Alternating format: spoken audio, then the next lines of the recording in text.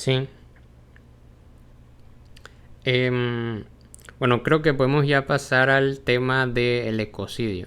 Y sí me gustaría conocer pues la opinión de Oriol sobre el tema del ecocidio.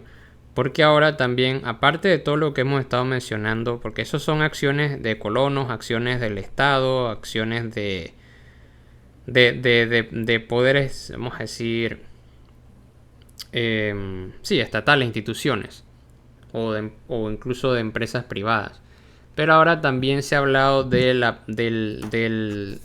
los efectos, de cómo los efectos, vamos a decir, el daño que nosotros como sociedades, más bien lo que están haciendo unas cuantas empresas petroleras, aumentando la temperatura del planeta y provocando daños medioambientales sobre todo el planeta, eh, va a tener de hecho en efectos que sobre las distintas poblaciones, distintos grupos humanos que van a tener que movilizarse ya no por fuerza de que alguien les esté apuntando con un arma o con un tanque, sino sencillamente porque van a haber territorios que por la situación climática van a ser difíciles, si no imposibles de habitar. Claro, efectivamente, de hecho ya se está dando, ya buena parte de las migraciones que vienen que están pasando al sur de Europa, que vienen de África, pues muchas de ellas ya son consecuencia de ecocidio perpetrado pues directamente por los europeos, como podría ser los pescadores de Ghana que se han quedado sin pesca porque los barcos pesqueros gigantescos europeos han arrasado con toda la reserva y toda la biosfera y ya no quedan peces, entonces están viniendo. También ya están trasladándose poblaciones pues desplazadas por la desertificación y esto solo va a ir en aumento. Y bueno, la propia España va a sufrir graves casos de desertificación y veremos cómo lo gestionaremos. Pero sí, la cuestión del ecocidio, que sería un poco la manera de argumentar, ¿no? De, bueno, de mover, de usar, al final yo creo que es usar de nuevo el prestigio o el poder de la palabra genocidio para aplicarlo a la causa climática. Y yo de nuevo lo veo desde una perspectiva ante todo táctica, ¿no? O sea, existir el cambio climático existe, existir unos responsables mayores que el resto, pues por supuesto que existen, que se puede interpretar de muchas maneras, ¿no? Hay quien intenta desarticular mi discurso, pues argumentando que pues todas las poblaciones de los países ricos pues se ven beneficiados por el sistema global imperialista o global capitalista y que eso ya los haría automáticamente responsables al mismo nivel o, bueno, por lo menos responsables, ¿no? Y claro, es cierto, o sea, no hay una parte de certeza en esa afirmación. Igual que si hablamos de que la culpa es de los ricos, pues claro, ¿en qué punto, ¿no? de la riqueza global y de su distribución podemos empezar a hablar de ricos? Porque depende cómo, de qué tanto por ciento hablemos, pues ya incluiría a la mayoría de españoles, por ejemplo. Aunque seamos, en cierta manera, la periferia del norte global, pues obviamente también somos norte global. Pero yo creo que la fuerza está en la palabra ecocidio, igual que en la palabra genocidio, pues bueno, en que es un término que ya está cargado moralmente y que además que es cierto que está viendo un ecocidio, ¿no? O sea, es cierto que está viendo una serie de contaminación masiva, que está destruyendo hábitats enteros, que está generando una mortandad a nivel biológica gigantesca y ya no solamente en el reino animal, como si pudiéramos separarnos del mismo, sino en las propias poblaciones humanas y donde habitamos, ¿no? Porque, bueno, pues es lo que tiene, que somos animales y que habitamos en la naturaleza y si la naturaleza se vuelve invivible, pues también se vuelve invivible para nosotros.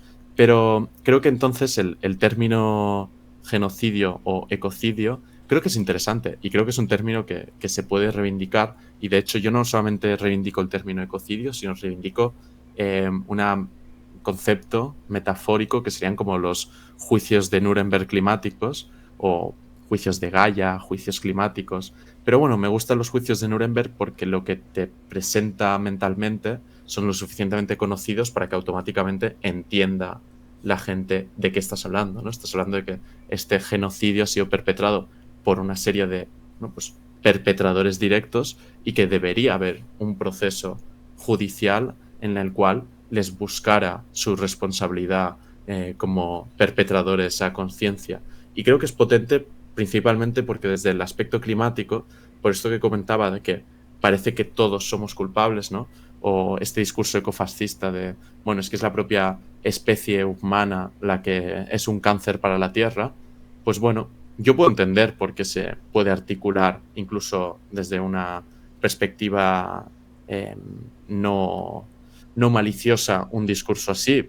Es objetivo que la especie humana, pues bueno, nos hemos expandido por todos los biomas, hemos cazado hasta la extinción mucho antes de la revolución industrial a muchas especies y bueno, puedo entender por qué este discurso, pero la realidad es que es un discurso que nos es estéril y que nos es problemático porque puede justificar una serie de prácticas terribles y precisamente de prácticas genocidas y de nuevo de prácticas que benefician al norte global con discursos de bueno, que somos menos, contaminamos menos porque tenemos energías verdes, que bueno, sigue siendo mentira porque obviamente al nivel de consumo total sigue siendo más alto, aunque esté externalizado en el sur global la producción de los productos que creamos, o bueno, que consumimos más bien. Pero Me llama creo que la eso, intención eso, que eso sí, último que mencionas, particularmente lo del, ¿cómo era el término? los juicios de Nuremberg climáticos, No, la del como fascismo ecofascismo. el ecofascismo, Ujú. porque la idea de que los seres humanos somos todos como totalidad como una amenaza al planeta me llama la atención porque el país que tiene el mayor índice de consumo de los recursos el que consume más, el país que consume más de todos, de todo el planeta es Estados Unidos. Entonces, si nos vamos por esa línea ecofascista, entonces con el primero que habría que implementarla sería con Estados Unidos, porque es el que más consume. Claro, pero casualmente nunca va por ahí, ¿no? Y va que si los indios que son demasiados, ¿no?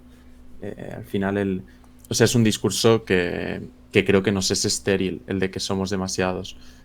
Políticamente hablando, en cambio, el discurso de los juicios de Nuremberg climáticos, del ecocidio, me parece que es el adecuado, porque lo que hace es buscar responsabilidades mucho más directas, porque sí, vivir en el sistema capitalista probablemente implica llevar un consumo excesivo, pues por ejemplo, de plásticos, ¿no?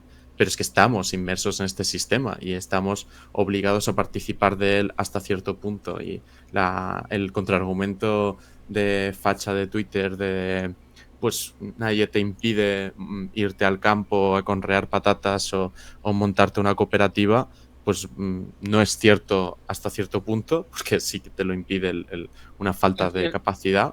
el mismo Eh, sistema. Efectivamente, y que cuando llegas cuando llegaras a ser una verdadera amenaza al sistema, el propio sistema iría por ti, pero en cualquier caso, me da igual, si yo me pongo a conrear patatas, civilizatoriamente colapsamos igual y la Tierra colapsa igual porque el resto de la población sigue viviendo bajo un régimen que va a generar todas estas externalidades negativas y que me van a llegar a la puerta de casa igual. Entonces, creo que los juicios de Nuremberg climáticos, desde el marco del ecocidio, es muy buen discurso, porque creo que es un discurso que lo que está haciendo es, primero, señalar a los culpables. Está diciendo, hay unos culpables y no eres tú, porque estás reciclando un poquito más, estás reciclando un poquito menos. Creo que las acciones individuales son importantes, pero aunque el 50% de la población se volviera vegana, igualmente acabaríamos teniendo una crisis climática gravísima, ¿no? Es cuestión de tiempo. A lo mejor Algo peor tardaríamos que unos eso. añitos más. Algo peor Ujú, que eso. Mucha gente no consume leche, por ejemplo, que tampoco es ujú, como un producto que a todo el mundo le dé por consumirlo, ¿no? Pero cuando se da el caso de que el precio baja mucho porque la gente no lo consume o porque hay mucha producción, los productores de leche, para evitar la baja de precios del mercado, terminan derramando la leche, y eso ha pasado en Estados Unidos, ha pasado en Venezuela, ha pasado en Colombia, yo lo he visto en muchos lugares, terminan derramando la leche, botando la leche para disminuir el stock en mercado y subir los precios. Entonces, aunque el 50% de la población se haga vegana, el mercado se las ingeniería para realizar un holocausto de vacas con tal de mantener los precios. Sí, el sistema capitalista es de todo menos racional, como nos lo venden, ¿no? Entonces, nada, No confiaré mucho en eso. creo que es que por eso es muy importante discursos que lo que lleven es a una politización, a señalar que esto es un problema colectivo, y creo que los juicios de Nuremberg, uno, presentan que hay una serie de culpables y de responsables, y no como algo atomizado, repartido entre todos, porque he usado tantas horas el coche o he comido pues tantos huevos, sino mucho más una cuestión de, bueno, hay un sistema que está generando esto de manera sistemática. Este sistema está llevado por personas que además saben las consecuencias de lo que hacen y hacen incluso campañas en contra de, pues, de la concienciación climática, etcétera, etcétera. Y eso significa que el juicio que queremos imponer, tenemos que tomar el poder, porque unos juicios no se hacen desde el no poder, se hacen desde el poder, se hacen desde la toma del Estado o algún tipo de, bueno, pues de poder popular conquistado con el cual tiene legitimidad para hacer un juicio, ¿no? Por eso, aunque puede tener también sus problemas, porque lo que menos me gusta del concepto de juicios de Nuremberg climáticos es precisamente que los juicios de Nuremberg fueron muy suaves y se perdonaron muy rápidamente a la gran parte de los perpetradores nazis, pero por lo menos sí que nos lleva a un marco mental que me parece que es clave. Y por eso creo que en general el marco mental del ecocidio creo que es útil, la verdad. Sí, es la cuestión de que es necesario determinar quién es efectivamente responsable, porque si continuar con la analogía de Nuremberg, sí, ok, yo como soldado alemán en la guerra fui miembro de la maquinaria nazi, pero yo no tenía un poder sobre él. Se llevó a juicio precisamente a las personas que tenían capacidad de decisión sobre el movimiento de la maquinaria. Quizás yo como empleado de una pequeña tienda o de un negocio, aunque contribuya a la contaminación, no tengo poder directamente para cambiarla, incluso si procedo al consumo ético en la medida en que, no, bueno, no existe, ¿no? Pero si procedo a todos los procesos de reciclaje, me pasaría como el 50% de los veganos, no tendría un impacto significativo para una transformación real, pero hay personas que sí tienen capacidad de incidir sobre eso. Así como hay gobiernos que tienen, por ejemplo, el de Estados Unidos, que tendrá capacidad para forzar a las compañías, a las mineras o a la economía en general a tomar una vía que, por muy costosa que te parezca, es preferible a la larga, muy costosa en términos de mercado y de su lógica de capital, ¿no? Y de competencia, es preferible a la larga. Ellos sí tienen capacidad precisamente para imponer obligaciones o penalizaciones o formas de obligar a la economía a funcionar de un modo no destructivo con tus propios recursos y con el medio ambiente. Y no Pero, lo hacen. pero ahí yo creo que entraría algo que había mencionado Oriol, que era sobre la toma del poder. Y es que precisamente, usando por ejemplo el caso de Estados Unidos, no hay realmente una diferencia entre empresa privada y gobierno. O sea, Yo decía que alguien que puede merecer un juicio serían las autoridades en Estados Unidos porque no hicieron nada cuando pudiste haberlo hecho y era tu deber hacerlo. claro, pero las autoridades son también las que van a enjuiciar a las empresas y penalizar a las empresas por no hacer eso. Ese es Pero, mi punto. y ellas mismas no se Los van quiero a a juicio. penalizar. Ellas mismas no Los se van quiero a a juicio. no se van a querer ir a juicio tampoco. Es que ese es el punto es que esta idea imaginaria que se han creado, forjado particularmente en los círculos libertarios, de que hay una división entre el gobierno, el Estado haciendo cosas que es socialismo, y luego las empresas privadas innovando y generando ingresos y enriqueciendo a la población y todas estas cuestiones. En realidad no hay ninguna división entre esas dos cuestiones, porque el Estado siempre es el garante de que las empresas privadas puedan sacar su cuota de ganancia. En tema, por ejemplo, por utilizar solamente un ejemplo, en temas de material laboral, pues, de derechos de los trabajadores. O sea, qué beneficios tienen, cuánto se tiene que pagar, cuál es el salario mínimo, todo ese tipo de cosas lo determina el Estado y lo determina no pensando en beneficio de los trabajadores, sino siempre como en su relación íntima con la empresa privada. O sea, el Estado y la empresa privada son parte de una misma cosa, si se quiere, es como el emblema ese del yin y el yang. Están circunscritos el uno con el otro. Entonces no hay una diferencia entre uno y otro. Entonces, si las instituciones, que son precisamente las que nosotros esperaríamos que lleven a cabo esos juicios, y que no solamente enjuicien a los principales responsables, que es la empresa, sino lo que tú también mencionabas sobre, sobre la responsabilidad de los gobernantes y de los miembros de estas distintas instituciones. Entonces, si esas instituciones no lo van a hacer porque son una extensión de la acción privada dentro de este modo de producción capitalista, entonces eso al final lo que nos lleva es a pensar que la toma del poder implica romper eso, implica romper ese si se quiere, status quo.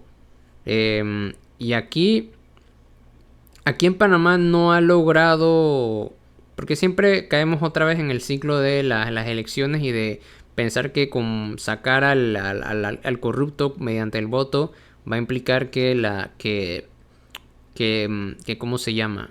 Que lo que viene va a ser mejor. No. Y o sea, todavía siempre estamos como dentro de las dinámicas de la propia institucionalidad que forma parte de esa empresa, de ese, vamos a decir, de ese modelo de producción capitalista, que no es ajena a él, le garantiza la ganancia, la tasa de ganancia.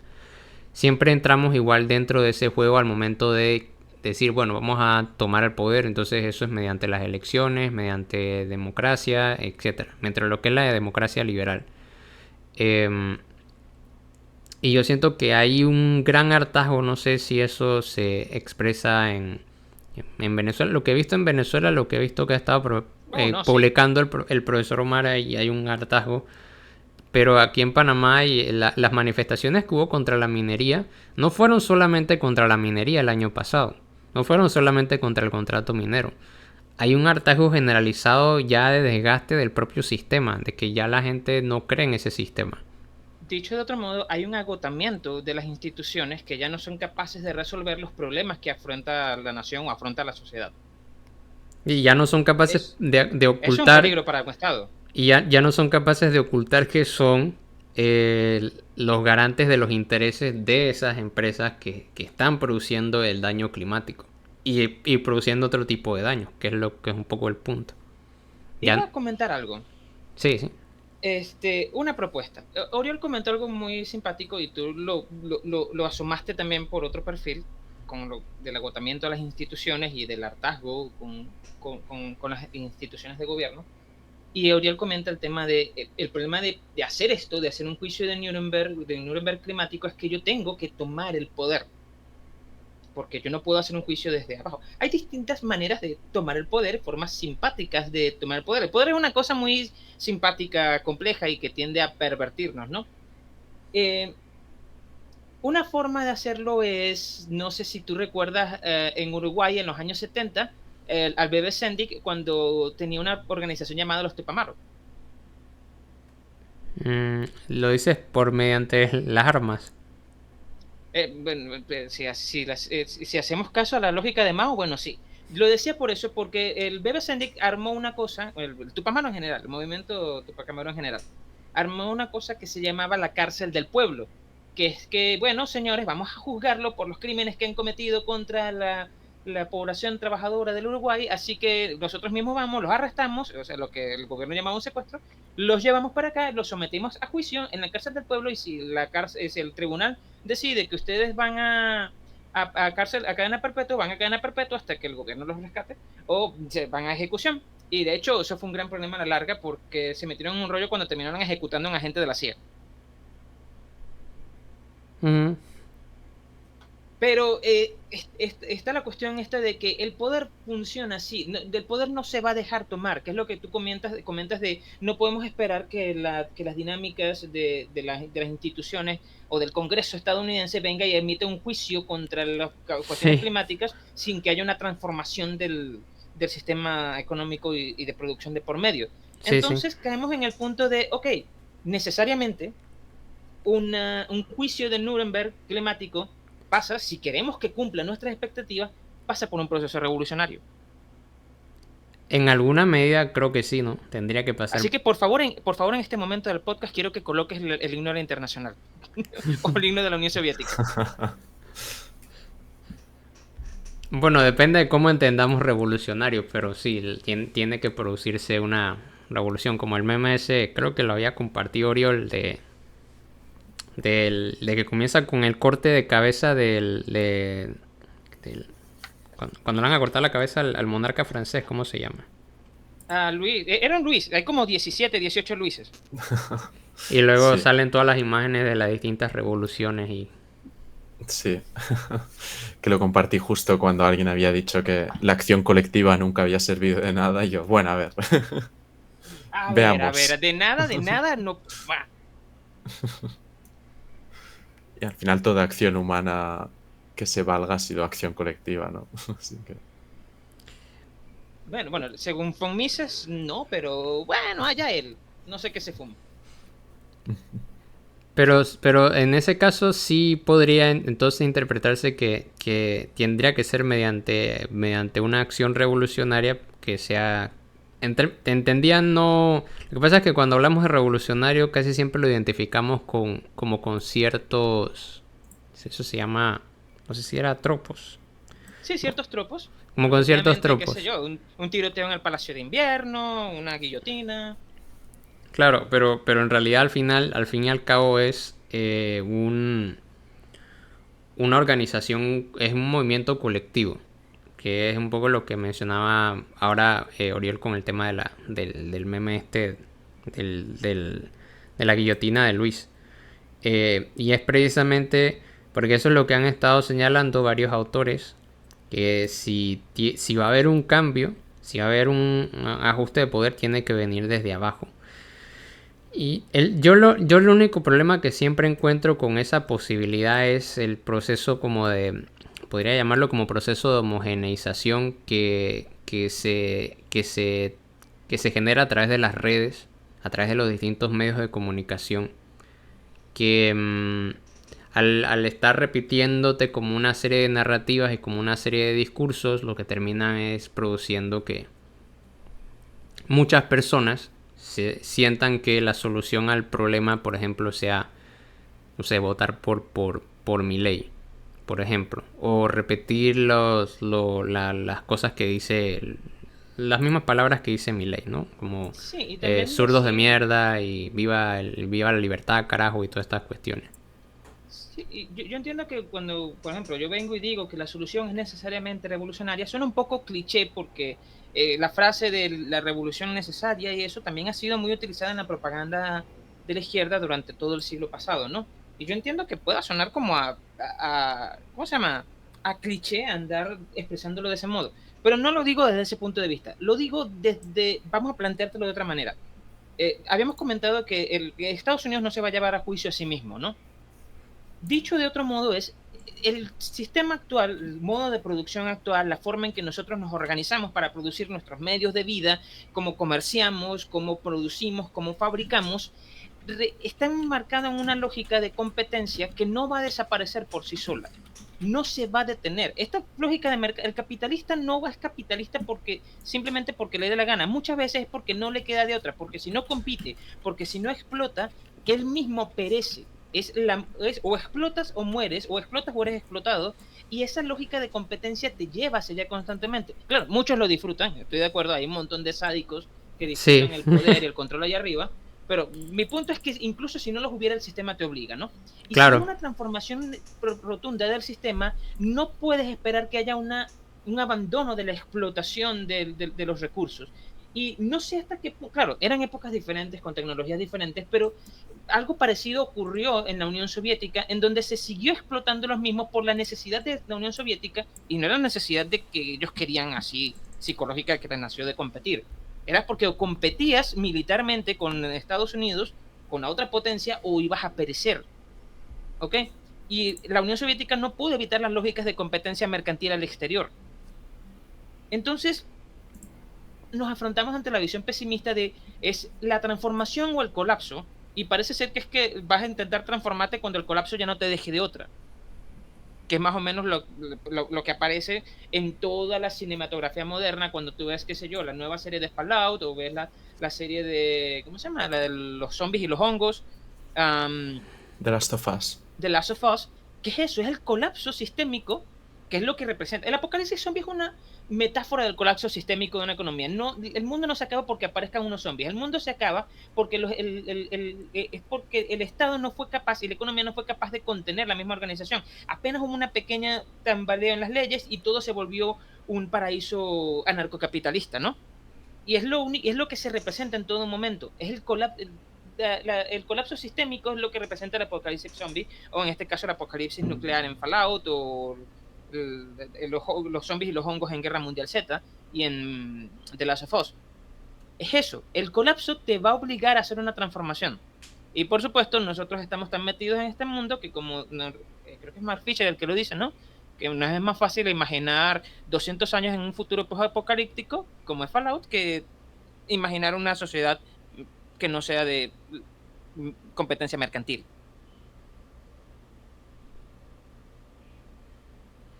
Sí, en efecto. Era Mark Fisher tomado de... Creo que lo había tomado de Zizek o de algún otro autor este. Sí, de Jameson. Bueno, hay un poco de dudas de quién lo saca primero. Ah, de sí. Frederick Jameson, sí. Pero sí, ¿no? Me parece que es muy real. Pero por eso, bueno, al menos cuáles son los discursos que nos acercan más a este cambio sistémico necesario. Entonces, por eso yo al final lo veo todo desde el punto práctico y por eso normalmente he sido bastante crítico con el concepto genocidio, pero dado lo que está ocurriendo ahora mismo, pues creo que pues es un concepto que nos sirve para intentar articular una oposición de la ciudadanía a lo que está ocurriendo en Palestina. Sí, Es cierto que estamos hablando de eso. Sí, y respecto a eso, hay un video. Él es un tuitero, que es lo que mencionaba. Por ahí creo que puedo poner luego el enlace cuando recuerde el enlace en la descripción. Porque él lo que mencionaba era que, por ejemplo, para el caso de Vietnam, él lo utilizaba el caso de Vietnam. Que el proceso para poder que Estados Unidos saliera de Vietnam y dejara de financiar a Vietnam, lo que comentaba, lo que le estaba comentando era que para poder parar y poner freno al tema de la invasión de Vietnam, antes de que se me saliera la llamada, era que eso fue varios años, creo que fue una década o más de movilizaciones. Movilización en las ciudades, en Estados Unidos, en diferentes partes del mundo, para eventualmente provocar que hubiera ese cambio. Entonces yo lo que siento, el tema es que lo que menciona Oriol es que el tema del cambio climático, ya con el aumento de la temperatura, que ya hemos rebasado el 1.5, que no debía haberse rebasado, ¿no? El tema es que ya eso es una cuestión apremiante, que no nos podemos tomar tanto tiempo como para decir, bueno, dentro de unos 20 años de movilizaciones, entonces vamos a hacer que cambie la situación. O sea, dentro de unos 20 años de movilizaciones puede ser que ya hayamos pasado por encima de los 2 grados. La temperatura del planeta ya ha pasado por encima de los 2 grados. Entonces, estamos en una circunstancia donde los cambios tendrían que ser más radicales. Y no como en demorar tanto el tiempo como en el caso de Vietnam, que creo que fue más de una década para poder obligar y forzar a Estados Unidos a que se retirara. Pero sí, en todo caso tiene que ser organización y movilización colectiva, que es la única manera, es lo único que ha producido y generado cambios en nuestras sociedades.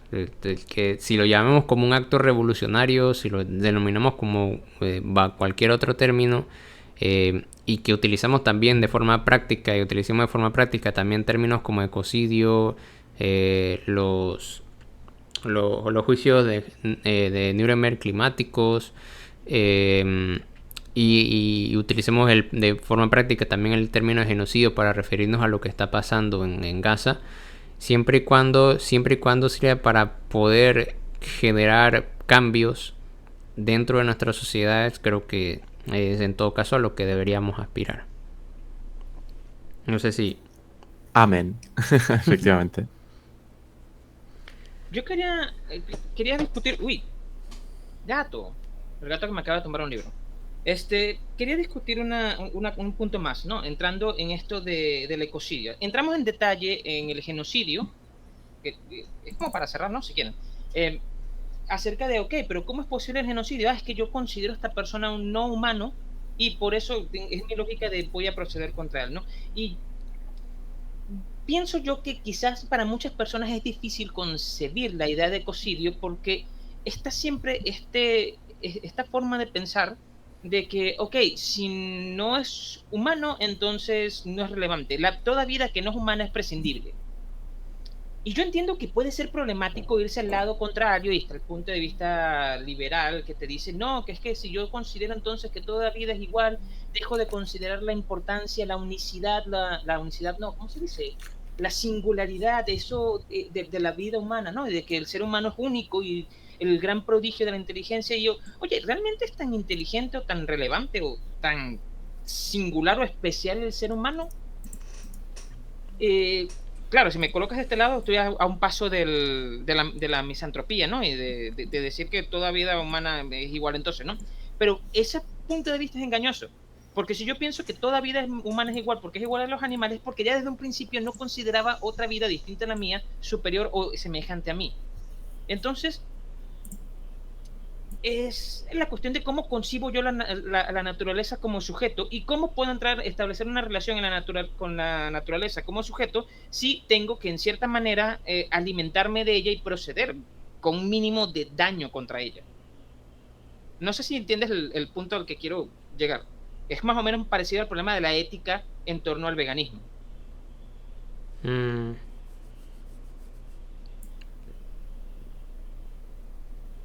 No sé si estoy seguro tampoco. Sí, sí. Si he entendido bien. Entonces sí, podrías ahondar más para ver. Ok, la cuestión con la ética del veganismo, que creo que sí, lo conversamos en su momento también con Diego, es, mira, yo entiendo la cuestión, la postura ética y moral del vegano, ¿no? Pero el caso es que mucha gente no puede existir sin la carne animal por la cantidad de proteínas que tiene. Es decir, no es que no puedas vivir sin ella, pero se ha vuelto como la forma más fácil de suministrar la carga proteica necesaria para una gran cantidad de la población por todos estos problemas económicos que tenemos alrededor, ¿no? Y porque el sistema de producción hace ciertamente un poco barato, por decirlo de alguna manera, en algunas partes, por ejemplo en Estados Unidos, el acceso a la carne, ¿no? Aparte de algunas abominaciones como pollos genéticamente modificados que, Dios mío, pobrecitos. No sé si los han visto, casi no tienen plumas. Sí, sí. Sí. Entonces, tenemos este problema, ¿no? Si yo concibo a la naturaleza como un sujeto y como un igual ante mí, entonces, ¿qué pasa con el daño que yo ocasiono necesario para mi propia supervivencia con la naturaleza, ¿no? Con la modificación de cultivos, con la culturización de la tierra, que cuando yo culturizo la tierra tengo que literalmente exterminar buena parte del ecosistema que estaba previamente para crear un ecosistema que sea propicio para, qué sé yo, cultivo del maíz, cultivo de la papa o cultivo de ciertos otros rubros. Yo creo que allí lo que pasa es que lo estamos viendo desde de repente de nuestra situación actual, si se quiere, de nuestro paradigma actual. Ok, el Porque, paradigma de la industrialización de la agricultura, por ejemplo. ajá, porque dentro de otros paradigmas, dentro de otras sociedades, la relación con la intervención y modificación, por ejemplo, del maíz que hubo en las sociedades de, de, de Latinoamérica, o si se quiere de la Mesoamérica, era diferente. Em, em, Cazar un animal o mantener, vamos a decir, a una serie de animales dentro de corrales, esa relación que incluso de hasta cierto punto todavía existe con las poblaciones campesinas más alejadas de las zonas Ujú. urbanas.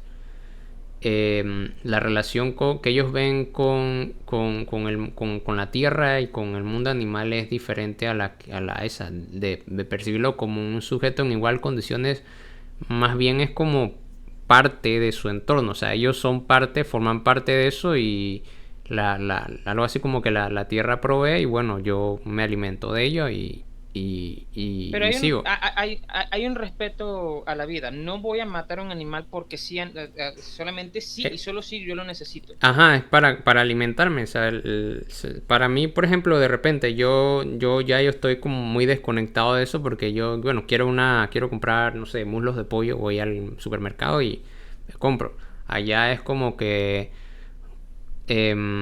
voy a comer muslos de pollo esta fecha en concreto porque solamente tengo 5 gallinas. Entonces, si acabo con todas, entonces me quedo también sin huevos. Entonces, hay una situación en base a las necesidades que uno tenga y luego la reutilización y uso o sea, porque no es solamente la extracción de los mulos, sino también el uso, por ejemplo, que se le da a otras partes del animal que pueden utilizarse para, no sé, para muchas otras cuestiones. No sabría decirlo tampoco, no manejo ese universo. Pero sí, depende de en qué paradigma nos encontremos. De repente, si nos pensamos desde un paradigma diferente, más allá de esta industrialización que mencionabas, nuestra relación no sería de igualarnos a la naturaleza, sino de sencillamente de entender que somos parte de ella. Somos parte de ella. La naturaleza no es una cosa separada de nosotros, sino que somos parte de ella. Que eso, incluso dentro de, incluso dentro del pensamiento europeo, que es el que da inicio a este proceso industrial, básicamente el anglosajón, pues. Pero dentro del pensamiento europeo, por ejemplo, lo que fueron algunos teóricos del romanticismo de finales del siglo XVIII, también comenzaron a concebir esa idea de que en realidad pues somos partes de un mismo todo. O sea, el ser humano no es una cosa separada y alejada de la naturaleza, sino no, de ahí salen todas estas pinturas. Particularmente creo que eso fue más en el romanticismo alemán de como la del caminante sobre un mar de nubes, ¿no? La persona, el ser humano que asciende a lo más alto de la montaña y cuando asciende a lo más alto de la montaña hay un montón de nubes que todavía siguen tapando el horizonte de montañas que él pensaba que cuando iba a llegar a lo más alto iba a descubrir, su mirada se iba, cómo se iba a atrapar todo el horizonte de cuestiones que tenía al frente de él, pero en realidad todavía le queda mucho, mucho o sea, la naturaleza es muchísimo más enorme, mucho más grande, mucho más acaparante de lo que de lo que la limitada visión del humano puede incorporar dentro de su conocimiento y demás. Pero sí, eso implicaría movernos hacia otro tipo de paradigma, cosa que también es un poco complicada, pues por lo que mencionaba también del proceso de homogeneización. Es más fácil que un niño de 12, 13 años se conecte con el mensaje del temach, ¿no? De que mi compa, usted tiene que buscar mujeres sumisas, o se conecte con el mensaje de mi ley de me lleva a la libertad carajo, o se conecte con, yo no sé, con algún meme de Putin o de Trump o una cosa así. que de repente con la acción colectiva, con la organización, con preocuparse por lo que pasa por su comunidad, entonces termina siempre como que el socialismo es la culpa de todo. No sé si me expliqué. Sí te entiendo el punto, ¿no? Con qué mensaje es más fácil conectar. Y veo que caemos al mismo tema de, no, o sea, sí, debí haberlo visto, ¿no? Del modo de producción. ¿Tendría cierto sentido entonces que es la producción extensiva, no, la intensiva la que generalmente termina produciendo o tiene más posibilidades, sobre todo en el modo industrial, de generar el fenómeno del ecocidio? Porque yo, si Sí, te pones a ver, es difícil hablar de, no sé qué piensa Oriol, si podríamos hablar de un ecocidio anterior a la era industrial. Bueno, a ver, es verdad que la práctica humana, pues a Tiene un veces ha impacto, sí. tenido momentos, pues eso, de extinción de especies. También, pues ha habido desforestaciones masivas. Bueno, España se desforestó muchísimo para construir barcos para todo el colonialismo con Latinoamérica, por ejemplo. Los Y ingleses barrieron con las ballenas. claro, entonces, ¿en qué momento empieza ya a entrar en modo de producción capitalista? También pues es un tema debatible, ¿no? Yo diría que sencillamente el nivel de aceleración de la destrucción que se ha dado desde la revolución industrial y sobre todo desde el capitalismo, pues bueno, creo que sí que permite exponer como un punto y aparte, ¿no? Pero es evidente que el ser humano como animal que transforma el medio en el que se encuentra de manera profunda, pues bueno, ha habido muchos cambios previos incluso de la revolución industrial, pero sencillamente pues cosas como el calentamiento global, ¿no? El cambio climático, ya con todas las emisiones de gases de efecto invernadero y demás, pues es que bueno, hace por ejemplo que sea un cambio global, ¿no? Antes de la revolución industrial normalmente lo que podía llegar a hacer era pues un nivel de destrucción localizado, ¿no? A una especie o unas especies en un lugar, pues haber cortado los árboles y demás. Ahora es como que todo el planeta, no sé, que, por ejemplo, el calentamiento de los océanos, que es donde se está acumulando casi todo el calor extra que está habiendo y básicamente que no estén quedando corales. Ya llevamos, no sé qué tanto por ciento, pero como el 70% de los corales destruidos, como una cifra altísima, y básicamente vamos encaminados a que no quede ningún coral. Eh, este tipo de cosas, de biosferas que ni tan solo necesitamos como llegar a ellas físicamente para que la destrucción causada por un sistema económico sea, bueno, pues sea irreversible, ¿no?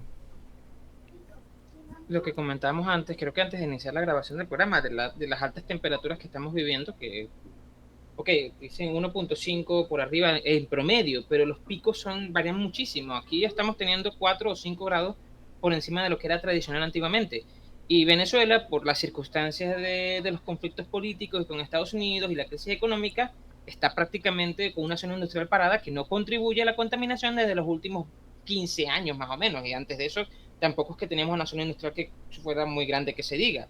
Parque automotor casi prácticamente reducido, y a pesar de no estar contribuyendo a la contaminación mundial en los últimos 15 años, igualito lo estamos pagando. sí, todos lo estamos pagando. Ojo, no Claro, puedo... ¿no? Y todos, y precisamente quienes más han sido afectados por el colonialismo son quienes menos resiliencia tienen construida pues, para defenderse, ¿no? Digamos, los holandeses va a subir el nivel del mar y probablemente van a hacer unos diques de la hostia y no se van a hundir, veremos. Pero pues otras poblaciones costeras que ya están totalmente desarticuladas debido al colonialismo previo, el colonialismo durante y el colonialismo que queda, mientras no lo desmontemos, pues serán las poblaciones que más sufran y que ya están sufriendo las consecuencias del cambio climático. Es de todo menos justo, ¿no? No es que estemos todos en el mismo barco. Estamos en la misma tormenta, pero hay barcos distintos. Sí, en efecto. Y las soluciones que nos ofrecen son siempre como parches, como curitas. No son soluciones, son formas de desviar la atención porque ellos no van a parar la producción. ¿No? Bueno, yo creo que ya también hemos tocado el tema el último tema con lo que hemos estado conversando, que era lo de como de reflexiones finales hacia dónde mirar. Y nos hemos referido también al caso de Palestina y Gaza, que creo que en todo caso, en mayor detalle, la intención de este podcast era más que nada hablar sobre el tema del genocidio, y a raíz de eso pues podíamos explorar lo que está ocurriendo en Gaza, el uso estratégico que mencionaba Oriol sobre el tema de genocidio y de ecocidio, y bueno, las reflexiones finales acerca de hacia dónde tendríamos que disparar a futuro, pues, por utilizar una metáfora revolucionaria. Pero sí, con esto creo que ya podemos dar cierre a esta serie de episodios, porque son 2 horas, así que pues, vamos a dividirlos en dos episodios. Y bueno, muchas gracias, Oriol, por aceptar la participación. Y bueno, esperemos que no sea la última vez que llegues a nuestro podcast. Y también, bueno, le vamos a colocar también, porque Oriol también tiene un podcast que abrió recientemente que se llama Tajos Verdes. Lo tienes en Spotify, ¿no? Sí, estamos moviéndolo también para que esté en iVoox y demás, pero sí, en Spotify principalmente. Sí, entonces también le vamos a poner el enlace de Spotify de Tajos Verdes. Y el libro, me habían comentado que también pusiera el libro de Damien Short sobre el genocidio. No sé si algo más que quieran cerrar, para cerrar. Yo con agradecer la invitación y bueno, también la mención a Tajos Verdes. Y nada, que ha sido un muy buen diálogo. Que nos vemos pronto. ¿Y Gabriel? No, bueno, que sigo con mi propuesta de que la cárcel del pueblo no es mala idea. Piénsenlo. Bueno, sí, bueno, de hecho ya es una práctica, creo que la he visto también en México, me parece. Pero sí, no es algo que hay que pensar tomarlo. Pero bueno, entonces esto sería todo por ahora y nos estamos viendo pues hasta la próxima. Chao. Bye. Chao.